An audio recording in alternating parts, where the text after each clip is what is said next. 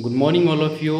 तो आज हम लोग जो है मगध साम्राज्य का उत्कर्ष पढ़ेंगे और मात्र 30 से 40 मिनट का वीडियो रहेगा और इसमें आपको कम से कम 6 से कितने हैं 1 2 3 4 5 6 7 7 वंशों को क्लियर किया जाएगा। आज का जो पढ़ाई है वो मॉडर्न पढ़ाई हो चुकी है क्योंकि हमको उतना डीप की ज़रूरत नहीं है। जो मेन चीज़ें हैं उसको हम लोग स्टडी करेंगे। तो आज का थॉट ये है कि कोई भी अगर आप नेक काम करते हैं, कोई भी अगर आप यूनिक काम करना चाहते हैं तो बहुत सारी कठिनाइयाँ आपके साथ आएगी क्योंकि यूनिक काम से ही कठिनाइयाँ जुड़ी होती है और जिस काम में कठिनाई ना हो वो काम कभी यूनिक हो ही नहीं सकती है। तो जब हम चलते हैं बहुत सारी कठिनाइयाँ आती है। जब हम चलते हैं बहुत सारी कठिनाइयाँ आती है, हमें उन कठिनाइयों को दूर करना है। हमको उस कठिनाइयों से भागना नहीं चाहिए, हम उस कठिनाई को एक्सेप्ट करना चाहिए। तो जब हम चलते हैं बहुत सारी कठिनाइयाँ आती है, हमें उन कठिनाइयों को दूर करना है, आगे बढ़ना है और लड़ते रहना है। आगे बढ़ना है और लड़ते रहना है। इस लाइन का मतलब हुआ कि उस कठिनाई को दूर कर कर आगे बढ़ेंगे और फिर आगे कठिनाई आएगा तो उससे लड़ेंगे। तो जब हम चलते हैं बहुत सारी कठिनाइयाँ आती है, हमें उन कठिनाइयों को दूर करना है, आगे बढ़ना है और लड़ते रहना है। हम होंगे कामयाब बोलते रहना है। अगर आप दिल में ठान लें कि हम कामयाब होंगे और दिमाग में ये बैठा लें कि हम सक्सेस होंगे तो फिर आप एक ना एक दिन सक्सेस होंगे। और सबसे बड़ी चीज़ है कि सब्र होना चाहिए। जो कोई भी काम होता है, अच्छा काम होता है या यूनिक काम होता है, उसमें सब्र की बहुत ही महत्वपूर्ण भूमिका होती है। अगर आपके पास सब्र है, मेहनत कर रहे हैं तो आप कामयाब बिल्कुल होंगे। चलिए, तो आज हम लोग का जो है कि मगध साम्राज्य का उत्कर्ष कैसे हुआ। देखिए, पहले जो था हमको बता दें, इसके पहले आपको हम वो बता देते हैं कहानी थोड़ी सी ताकि आपको समझने में चाहिए। पहले जो था महाजनपद काल था महाजनपद काल और उत्तर वैदिक काल के जनपद 6वीं शताब्दी ईसा पूर्व में महाजनपद में परिवर्तित हो गया और इनकी शाखाएं कितनी थी 16 थी, जिसमें से कुछ मुख्य आपको हम बता दें मगध, अंग, काशी, वत्स, वजी, कौशल, अवंती, मल, पंचाल, चेदी। ठीक है। और इसमें से हम लोग मगध साम्राज्य का उत्कर्ष पढ़ेंगे क्योंकि मगध साम्राज्य जो था वो उसने क्या किया था कि अपनी शक्ति का विस्तार किया तथा उत्तर भारत में मगध साम्राज्य की स्थापना की।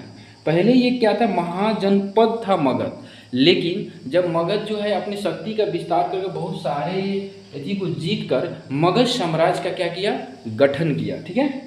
अब उसी से हम लोग क्या करेंगे, पढ़ना भी स्टार्ट करेंगे। और जब मगध साम्राज्य का गठन हुआ था उस समय 3 वंशों का हर्यक वंश, शिशुनाग वंश और नंद वंश शासन किए थे। इसके बारे में हम लोग बताएंगे। फिलहाल अब बोर्ड पर थोड़ा चलते हैं। बहुत ही बेस्ट इंपॉर्टेंट चीज़ आपको हम बताने वाले हैं कि ये जो है एग्ज़ाम में काफ़ी बार आ चुका है और आपको याद करना बहुत ही ज़रूरी है। देखिए, इसमें जो है मगध साम्राज्य से रिलेटेड जो मेन शासक है वो है हर्यक वंश, शिशुनाग वंश, नंद वंश, मौर्य वंश, शुंग वंश, कनौज वंश और सातवाहन वंश। इतने शासक को आपको याद रखना पड़ेगा। क्यों रखना पड़ेगा हम बताते हैं। सबसे पहले आप ट्रिक याद कर लीजिएगा क्योंकि जितने भी फालतू चीज़ें हैं वो जल्द याद हो जाती है। जैसे हसीन, मासूक, सम्मा है। हसीन भी है, मासूक मतलब मासूम भी है और कौन है तो सम्मा है। तो हसीन, मासूक, सम्मा है।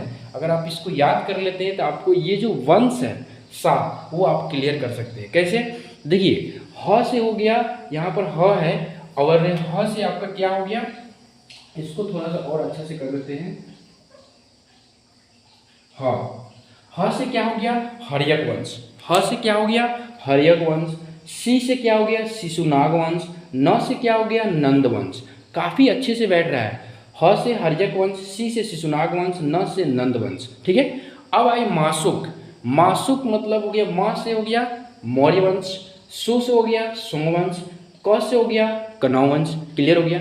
और सम्मा से बनेगा सातवाहन वंश, सम्मा से क्या बनेगा, सातवाहन वंश। तो याद रखिएगा हसीन मासुक सम्मा है, अगर इतना अगर आप याद रखते हैं तो आपका ये 7 जो वंश है क्लियर हो जाएगा। अभी हम बताएंगे कि एग्जाम में क्वेश्चन कैसे आते हैं।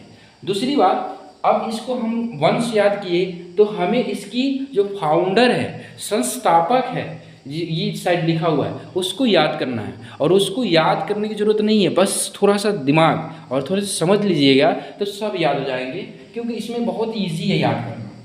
कभी भी पढ़ाई जो है मस्ती से पढ़ा कीजिए, मतलब टेंशन लेके मत पढ़ा कीजिए, मस्ती से इंजॉय, जैसे आप वीडियो देखते हैं, फिल्म देखते हैं, इंजॉय करते हैं, वैसे पढ़ाई को भी इंजॉय के साथ पढ़िए। तो देखिए हर्यक वंश है, हर्यक वंश का बिंबिसार होगा। अगर इसका थोड़ा सा हम आपको ट्रिक बता देंगे, किसी को हरकाना, किसी को हरका के बताना, तो हरकाएंगे किसी को तो फिर बताएंगे भी, तो जब बताएंगे तो बी से हो गया बिंबिसार, तो हर्यक वंश का हो गया बिंबिसार। शिशुनाग वंश का शिशुनाग, याद करने की जरूरत नहीं है, शिशुनाग वंश से शिशुनाग, क्योंकि शिशुनाग जो था वो अपने नाम पर ही शिशुनाग वंश की स्थापना किया था। नंद वंश का महापदनंद, महापदनंद जो था अपने नाम पर ही उसने नंद वंश की स्थापना किया था, महापदनंद नंद वंश। मौर्य वंश, मौर्य वंश जो था वो भी चंद्रगुप्त मौर्य ने अपने नाम पर, मौर्य के नाम पर क्या किया था, मौर्य वंश की स्थापना किया था। मौर्य उसका क्या था, मौर्य उसकी माँ की मौर्या करके नाम था, और इसीलिए वो अपने नाम के पीछे लगाया था। उसके फादर जो थे बहुत पहले डेथ कर गए थे, 5-6 साल का था तभी डेथ कर गए थे। तो चंद्रगुप्त मौर्य, तो मौर्य यानी मौर्य वंश, क्लियर है। उसके बाद शुंग वंश, पुष्यमित्र शुंग, याद करने की जरूरत नहीं है, सबके लास्ट में लगा हुआ है। तो आपको जो है यहाँ से लेकर यहाँ तक, यहाँ से लेकर यहाँ तक याद करने की जरूरत नहीं है, बस दिमाग में बैठाना है। और एक बार पढ़ लीजिएगा, 2 बार पढ़ लीजिएगा, बस पढ़ लीजिएगा तो याद हो जाएगा। वीडियो 2-3 बार देखिएगा, बिल्कुल याद हो जाएगा।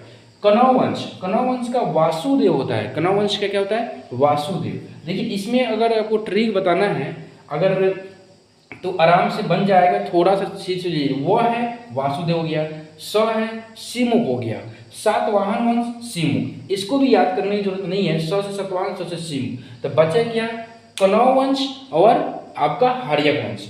तो जब भी एग्जाम में क्वेश्चन पूछेगा कि हर्यक वंश का संस्थापक कौन है, तो ऑप्शन आपको देगा शिशुनाग, महापद्मनंद, चंद्रगुप्त मौर्य, बिंबिसार। तो ऑलरेडी ये जो नाम आपको याद है तो इसे ही ऑप्शन में छट जाते हैं, बच्चा बिंबिसार, तो बिंबिसार हो जाएगा।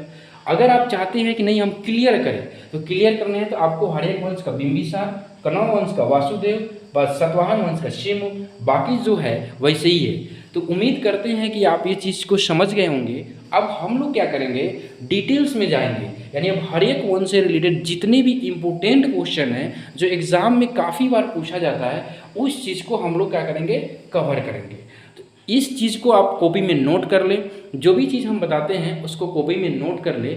और एक और चीज़, अब जो क्यूज है रत्नेश सर कराएंगे, जो बहुत ही अच्छे मतलब तैयारी है उनकी, बेस्ट तैयारी है।